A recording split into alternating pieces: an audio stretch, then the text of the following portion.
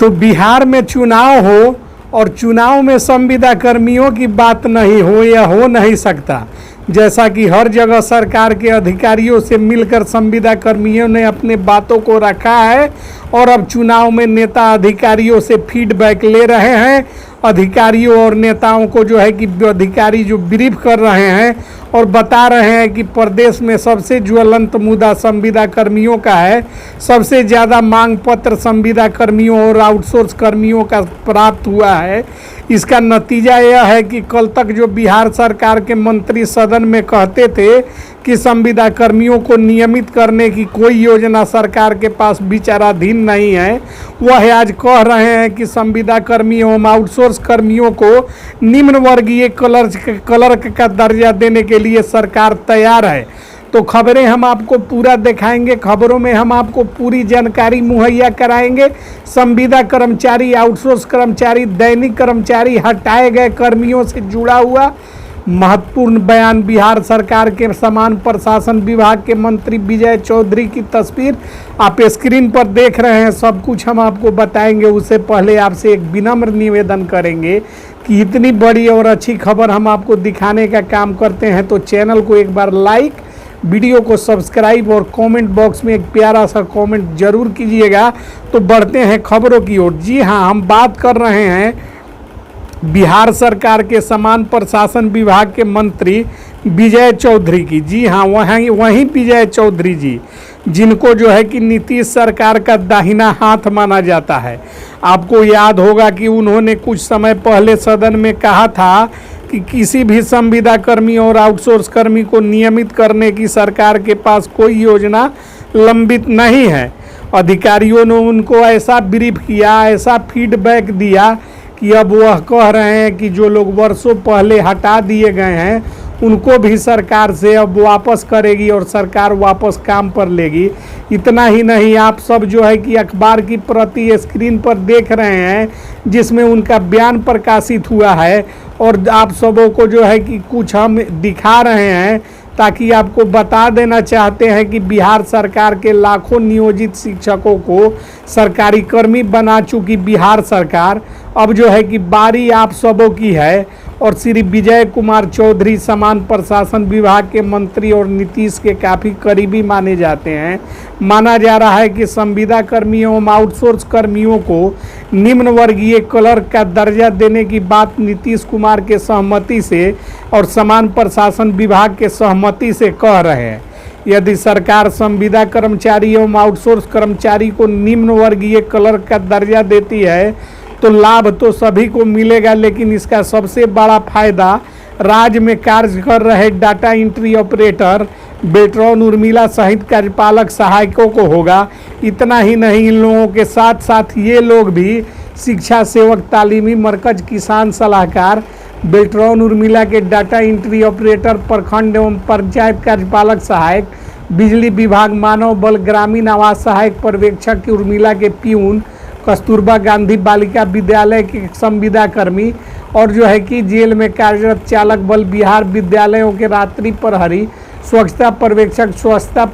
कर्मी, बेल्ट्रॉन उर्मिला के सभी कर्मी, पंचायत रोजगार सेवक, पात्रता परीक्षा पास सांख्यिकी स्वयं सेवक, न्याय मित्र, ग्राम कचहरी सचिव, जल बोर्ड के संविदा कर्मी, मोटर वाहन चालक,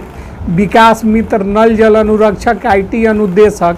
BDMC data entry operator, vaccine courier, SLW LSPA counsellor, SAP police जवान, नए वार्ड सचिव, ICT computer, Covid pharmacist, BAM NHM KTS STS BMNE lab technician, sanitiser supervisor, उन्नयन बिहार नाइट गार्ड, बिहार स्वास्थ्य परिवार नियोजन सलाहकार, ब्लॉक कृषि अकाउंटेंट, जीविका कैडर, DRC के कर्मी, लेखापाल, IT सहायक, आशा ममता आंगनबाड़ी सेविका, संविदा कर्मी, ANM, कोविड लैब टेक्नीशियन, ग्रामीण कार्य विभाग के ड्राइवर, RTPS के संविदा कर्मी, NHM नर्स और ई-रिक्शा ड्राइवर, असिस्टेंट प्रोफेसर, लेखापाल, IT सहायक और शिक्षा प्रेरक सहित लाखों की संख्या में जो कार्य करने वाले सरकारी कर्मचारी हैं उनको भी जो है कि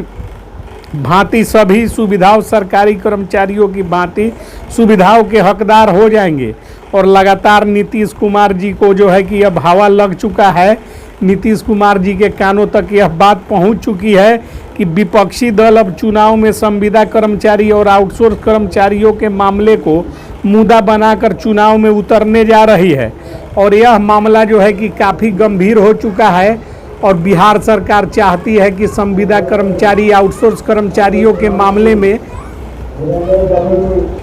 संविदा कर्मचारियों को जो है कि सबसे बड़ा लाभ उच्च न्यायालय में दायर मामले को लेकर दिया जा रहा है।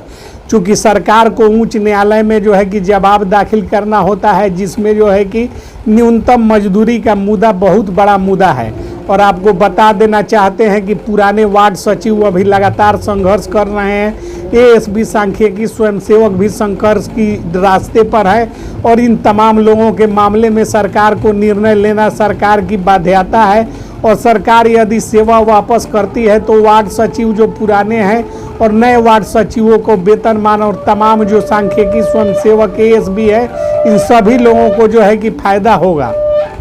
इस प्रकार संविदा कर्मचारियों को लाभ प्रदान करने की सरकार की यह योजना यूं ही नहीं बनी है। आपको बता देना चाहते हैं कि कोर्ट लगातार इस मामले का संज्ञान कर चुका है और तारीखों का दौर चल रहा है और चुनाव सर पर है। चुनाव में विपक्षी दल इसको जो है कि बड़ा मुद्दा बनाएगी और विपक्षी दल के मुद्दा बनाए जाने पर सरकार के हाथों से बात निकल चुकी होगी। इसलिए चुनाव के पहले सरकार भारी दबाव में है, जिसका परिणाम मंत्री समान प्रशासन विभाग के बयान के रूप में सामने आ रहा है। मंत्री समान प्रशासन विभाग विजय कुमार चौधरी के द्वारा जो है कि दिया गया बयान अखबार में प्रकाशित हुआ है, जिसकी कॉपी हम आपको स्क्रीन पर दिखाने का काम कर रहे हैं। साथ ही हम आपको बता रहे हैं कि किस प्रकार बिहार में संविदा कर्मचारी, आउटसोर्स कर्मचारी, दैनिक कर्मचारी, बेल्ट्रॉन के डाटा एंट्री ऑपरेटर, पंचायत कार्यपालक सहायक, किसान सलाहकार, रात्रि प्रहरी, टोला सेवक, तालीमी मरकज, विकास मित्र, ग्राम कचहरी, न्याय मित्र,